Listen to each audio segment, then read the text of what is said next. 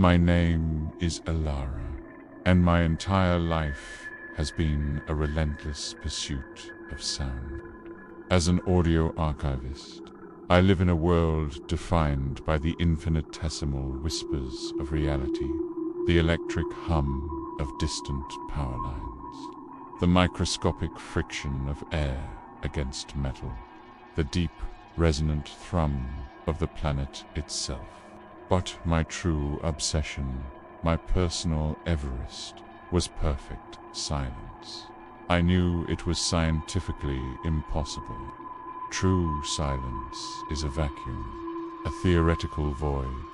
Yet, when I found the rumors about the silence box, I knew I had to find it. The box was a legendary Cold War military project, codenamed Project Null, designed to achieve acoustic warfare. The goal was to generate a frequency so pure, so perfectly balanced, that it could scrub an environment clean of all sound-even residual acoustic energy, a weapon of emptiness. The coordinates I tracked led me to a long-forgotten, deep-level bunker near a desolate border crossing, its concrete facade half swallowed by dense, moss-covered earth. I was alone, wearing industrial noise-cancelling headphones, a futile gesture, I now realize, and carrying my most sensitive recording equipment. The air below the rusted hatch smelled of wet concrete, metallic ozone, and the stale, unsettling dampness of a tomb. The descent was a harrowing, vertigo-inducing spiral down a steel staircase, the clang-clang of my boots echoing unnervingly loudly, amplifying my internal stress. I descended for what felt like 10 minutes before landing on the concrete floor of the laboratory. The room itself was an oppressive sight, untouched for 50 years. Water dripped from the ceiling, pooling in green, stagnant puddles. But the sound was muted, thin, as if the air itself resisted vibration. The room was dominated by the device, the silence box. It was a massive, angular console of gunmetal gray, covered in exposed, tarnished copper wiring and heavy, corroded rotary dials. It looked less like a scientific instrument and more like an altar built for a god of emptiness. A tarnished brass plaque read, ominously, Project Null, Acoustic Isolation Facility. I felt a wave of profound nausea, a visceral rejection of the place that went beyond simple claustrophobia. I fought to maintain my professional composure. I was here to document, not unleash a cosmic force. Yet the magnetic pull of the perfect sound, the ultimate untouched frequency, was overwhelming.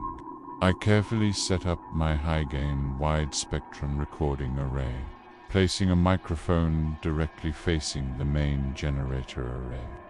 The air grew colder as I worked, thick with the smell of electricity and decay. I checked my internal conflict, logging my ethical concerns into my private audio journal, my voice sounding shaky even through the headphones. I had to know. I had to capture it. With my recorders running, I located the main power switch, a thick bakelite toggle. I took a deep, steadying breath, the sound of my own lungs a momentary comfort, and through the switch, the console hummed, a low, resonant vibration that I felt radiating through the concrete floor and up into the soles of my boots. Then, the console's main indicator, lighter, singled. Intense cyan blue sphere pulsed once, like an eye-opening after half a century. In that instant, every single sound vanished. It wasn't muffled. It was erased. The internal fan on my recorder stopped whining. My own breathing was gone. The heavy thump of my heart ceased in my ears, replaced by a vacuum. The silence was so profound it felt like a physical pressure pressing against my eardrums, forcing them inward. It was the perfect silence, and it was terrifying. It was a silence that demanded attention, a silence that felt heavy with intelligence.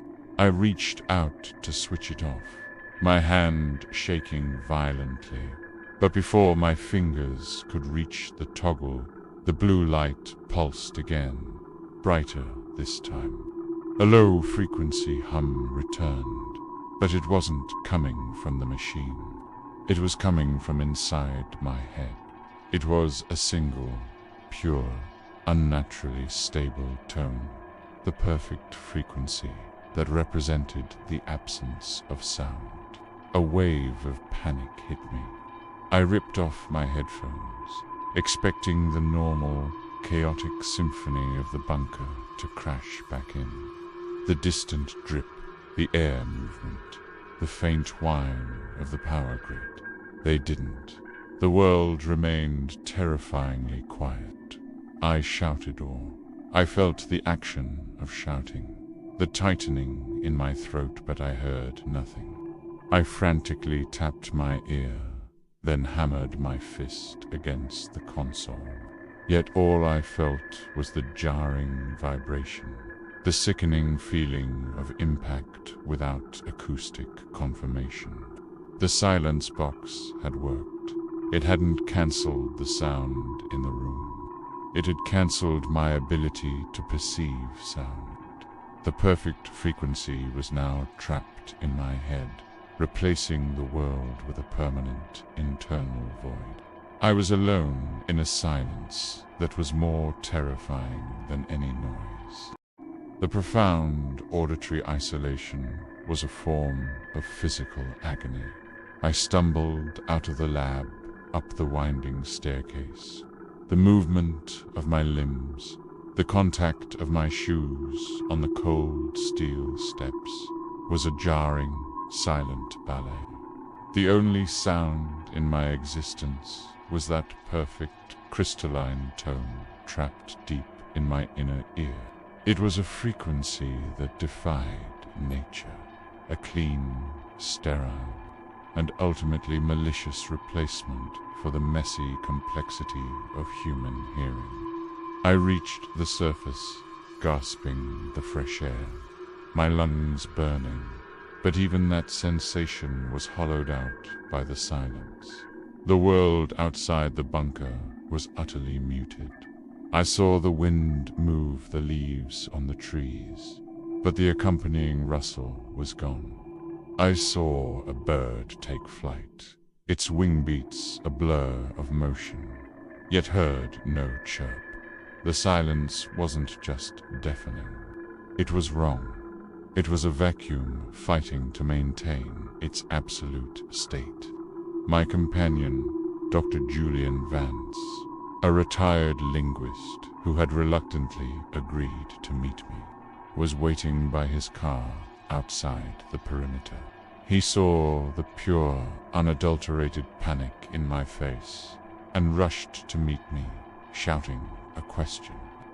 I saw his lips move, saw the stress lines around his eyes form the shape of a word, but I heard only the high, constant tone in my head, through desperate, scribbled notes on my journal pad. My hand shaking so hard the pen dug into the paper.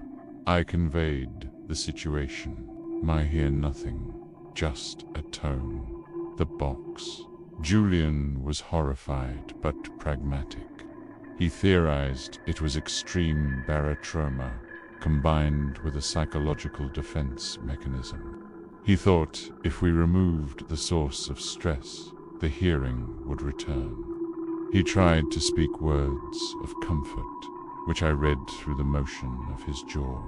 their meaning separated from their acoustic reality. He examined my ears with a medical scope, his brow furrowing in confusion. He showed me the note, eardrums intact, no physical damage, 0 external cause. The silence was not physical, it was metaphysical. The frequency was a parasitic idea that had colonized my acoustic centers, permanently disrupting my auditory processing. Over the next few terrifying hours, the terror escalated beyond simple deafness. The constant tone in my head, the perfect frequency, began to bring with it a strange sensory deprivation, a horrifying cognitive decline. I started losing acoustic memory. We were sitting in the car, trying to communicate, when I realized I couldn't recall the specific sound of Julian's voice. I could remember his tone, his accent, the concept of his speech, but the sound was a smooth, empty blank. The memory of my mother's voice, the sound of my own name spoken aloud gone, replaced by the persistent, unyielding hum. The perfect silence was hungry, and it was feeding on the residual echoes of my life. Julian, frantically researching the Project Null files I had brought out, discovered the horrifying truth.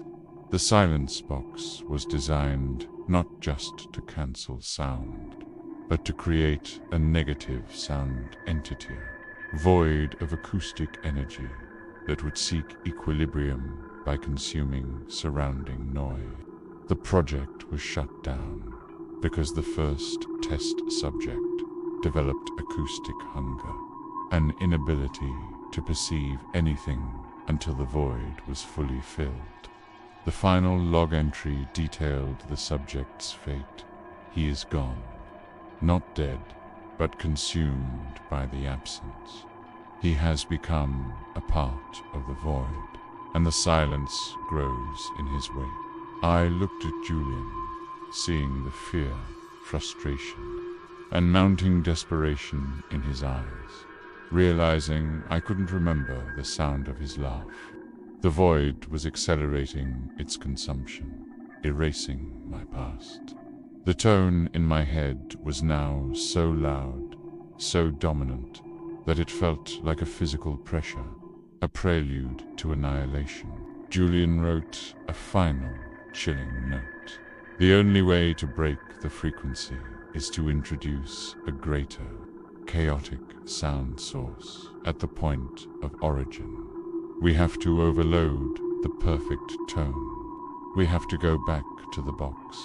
The silence had won the first round, stealing my senses and my memories.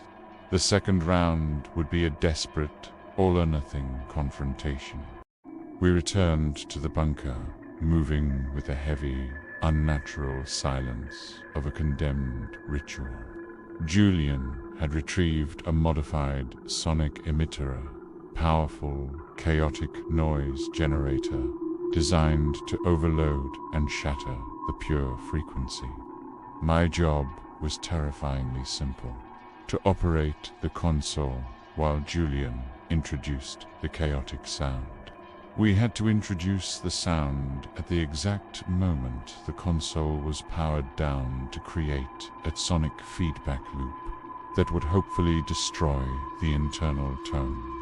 As we reached the lab, the atmosphere was thick, cold, and charged with visible static electricity, horrifying manifestation of the immense, constrained energy. The silence box was still glowing faintly, the cyan light pulsing like a malignant, patient heart.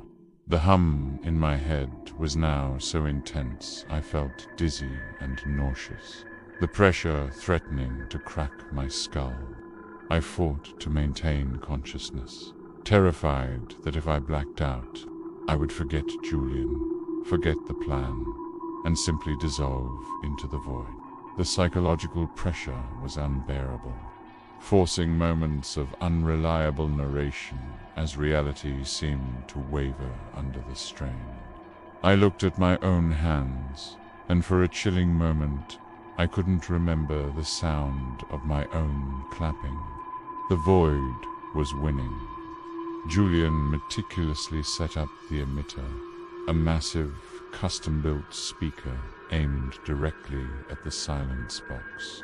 The silence made his movements look slow and agonizingly detached. He gave me the signaler flash of his flashlight, and I moved to the console, every movement feeling heavy, wading through thick, soundless water. I reached for the toggle, bracing myself for the final, terrifying confrontation. The moment I grasped the switch, the console's main dial began to turn on its own. The cyan light flashed wildly, and the ground vibrated violently. The silence box was fighting back. The device was not just a machine. It was a conduit, or perhaps a host, for the silence entity.